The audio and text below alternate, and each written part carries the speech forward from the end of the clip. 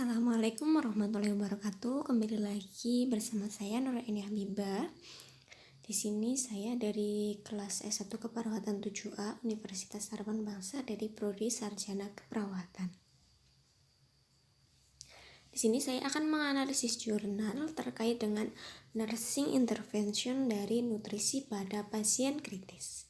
Di sini saya memiliki dua jurnal, di mana yang pertama itu jurnal nasional dan yang kedua yaitu jurnal internasional.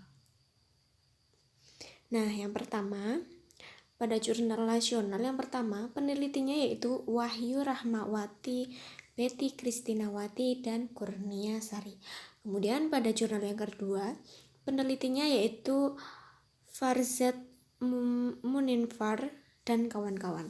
Kemudian pada jurnal yang pertama, di sini diterbitkan tahun 2020, kemudian pada jurnal yang kedua pada tahun 2018. Nah, di sini pada jurnal yang pertama memiliki judul Penerapan Pijat Perut sebagai Evidence-Based Nursing untuk menurunkan volume residu lambung pada pasien kritis. Dan di sini sangkut pautannya yaitu untuk memaksimalkan lambung pada pasien kritis yang terpasang NGT. Nanti selengkapnya akan dibahas di inti isi jurnalnya. Kemudian pada jurnal yang kedua, judulnya yaitu Studying the Effect of Abdominal Masses on the Gastric Residual Volume in Patients Hospitalized in Intensive Care Units. The next metode penelitian pada jurnal yang pertama di sini menggunakan teknik pengambilan sampel secara proportive sampling. Kemudian analisa datanya menggunakan distribusi frekuensi. Nah, pada jurnal yang kedua, pada jurnal internasional di sini menggunakan teknik kuantitatif.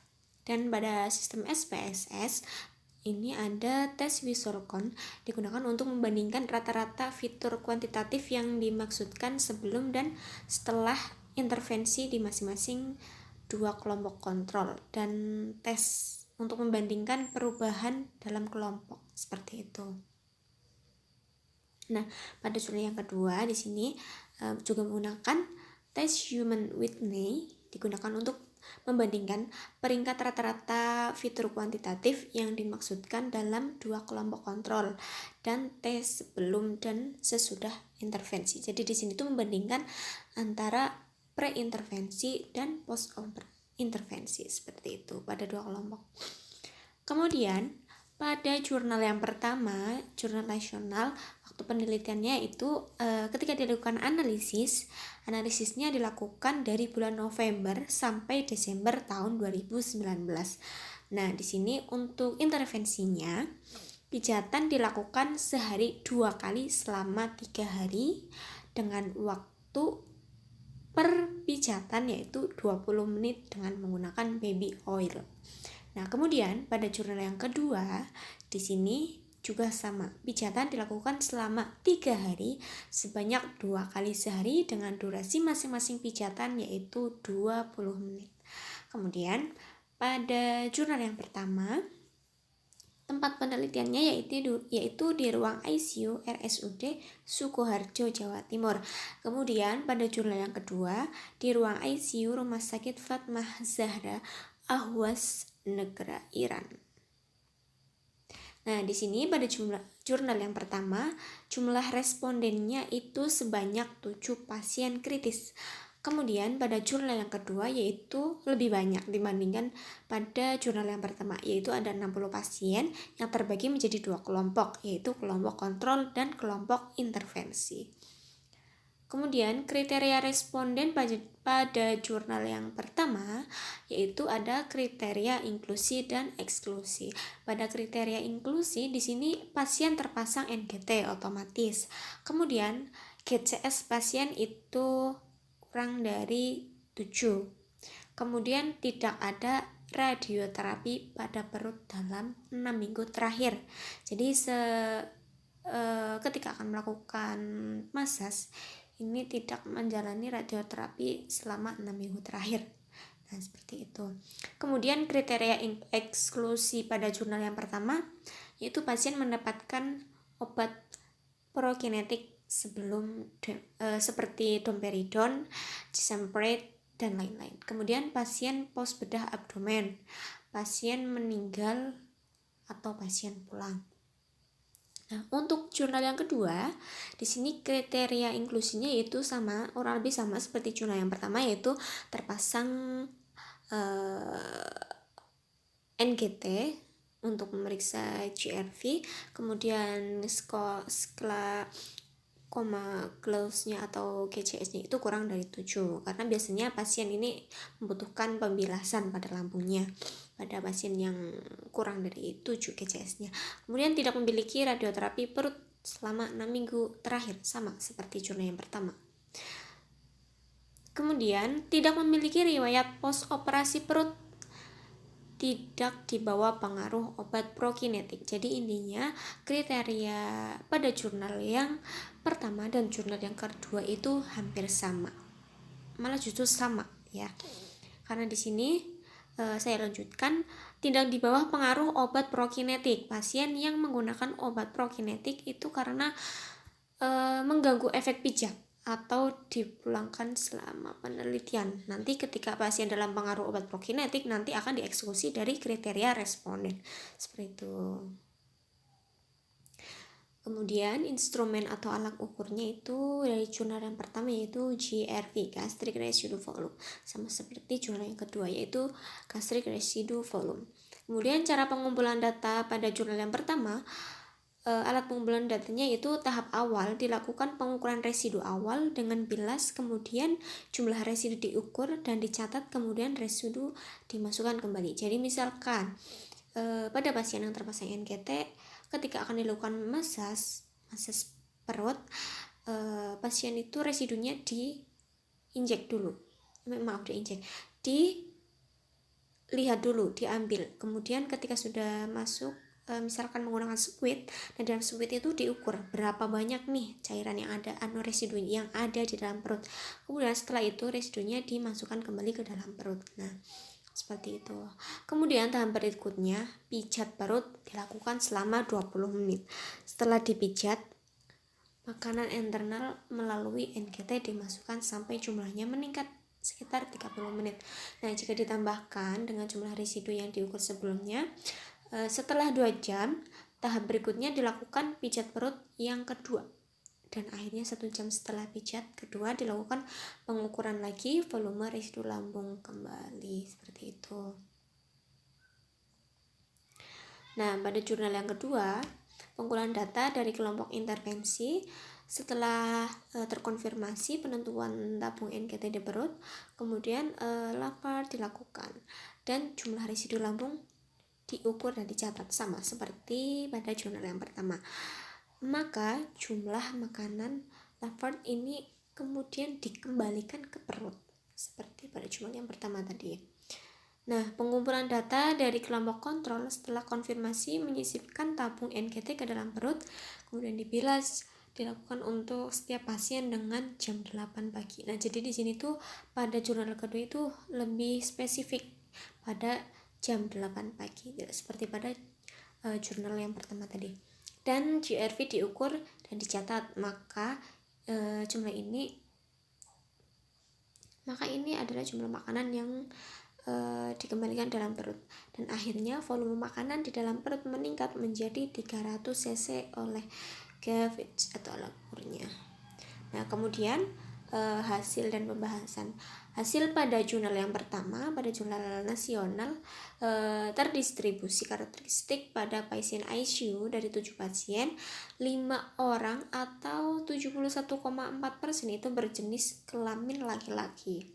Usia lebih dari 45 tahun ada 6 orang, sekitar 85,7%. Kemudian jumlah hari dirawat paling banyak itu kurang dari 5 hari, ada 5 orang. Kemudian hasil pijat perut selama 3 hari pertemuan berturut-turut pada 7 pasien tersebut, ada penurunan jumlah volume residu lambung rata-rata pada pasien yaitu 85,00 cc di hari ketiga, dengan rata-rata GRV per hari ke-1 yaitu 130,71 cc atau sekitar 63,2%. Kemudian dengan CRV pos hari ke-1 yaitu 111,43 cc atau menduduki 42,98%. Kemudian pembahasannya, penelitian ini menunjukkan hasil responden terbanyak adalah jenis kelamin laki-laki dan usia lebih dari 45 tahun serta lama rawat inap yaitu sekitar 5 hari. Dan pada penelitian ini itu menunjukkan hasil adanya penurunan jumlah volume residu pada lambung pada rata-rata pasien. Kemudian pada jurnal yang kedua, membandingkan rata-rata total CRV sebelum dan setelah intervensi pada kedua kelompok, hasilnya menunjukkan bahwa rata-rata total CRV sebelum intervensi antara kedua kelompok tidak signifikan secara statistik. Namun dalam perbandingan rata-rata total CRV setelah dilakukan intervensi pada kelompok kasus, yaitu terdapat 97,30 cc kurang dari kelompok kontrol, seperti itu. Jadi kan di sini kelompok kontrol kan kelompok yang diberikan tindakan. Selain itu, rata-rata CRV tidak berubah pada kelompok kasus sebelum dan sesudah intervensi secara signifikan, namun meningkat pada kelompok kontrol. Nah, di sini pembahasan pada jurnal yang kedua, yaitu hasil penelitian ini menunjukkan bahwa jenis pijat perut dan security dapat memiliki efek penting pada pemenuhan nutrisi pada pasien kritis di ruang ICU yang terpasang NGT. Jadi di sini pijat lambung itu sangat memiliki efek ketika pasien kritis itu terpasang NGT, karena apabila pasien kritis yang terpasang NGT itu tidak dilakukan pijat lambung, mungkin nantinya akan terjadi komplikasi seperti mual atau muntah ketika diberikan nutrisi melalui NGT. Nah, itu sangat mempengaruhi sekali terhadap pemenuhan nutrisi pada pasien kritis. Nah, di sini kelebihan pada jurnal yang pertama yaitu adalah penyajiannya sudah runtut dan mudah dipahami, karena di sini tuh jurnal nasional ya merupakan bahasa kami sendiri yang mudah dipahami. Nah, kemudian kelebihan pada jurnal yang kedua yaitu pada jurnal penelitian ini itu dilengkapi dengan gambar praktik pijat abdomen, sehingga kita memiliki gambaran nih bagaimana caranya melakukan pijat lambung yang benar kayak gitu.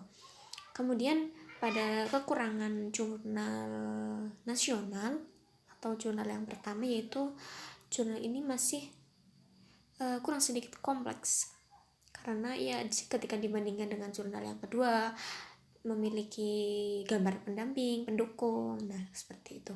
Kemudian kekurangan pada jurnal yang kedua atau jurnal internasional yaitu di sini tuh peneliti belum bisa menguasai teknik pijat seperti yang peneliti nyatakan dalam jurnalnya, sehingga juga mempengaruhi pada hasil tindakan intervensi yang peneliti ini lakukan, sehingga hasil dari penelitian ini sangat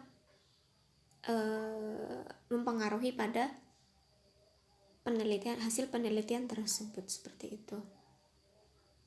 Nah, di sini rekomendasi untuk kedua jurnal. Untuk jurnal yang pertama, pada jurnal nasional, sebaiknya para perawat mengaplikasikan intervensi pijat abdomen untuk memberikan hasil yang maksimal atas program pemberian nutrisi kepada pasien kritis. Nah, jadi di sini kami sebagai calon perawat atau nantinya setelah resmi menjadi perawat, sebenarnya kami tuh memperhatikan kondisi pasien yang mengalami kritis dan yang terpasang NGT. Tidak hanya itu, yang mungkin ketika pada pasien yang tidak kritis namun terpasang NGT, kami juga harus memperhatikan kondisi residu lambungnya, karena ini sangat mempengaruhi terhadap pemenuhan kebutuhan nutrisi pada pasien. Kemudian pada jurnal yang kedua, sebaiknya peneliti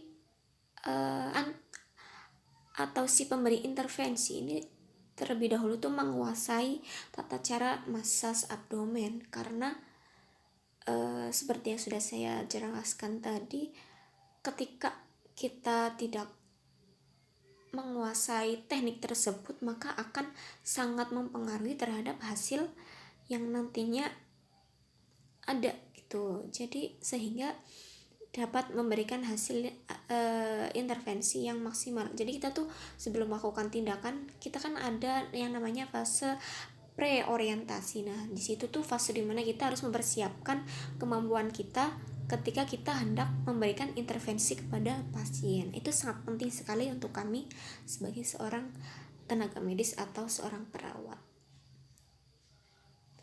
Nah, demikian presentasi analisis jurnal dari saya.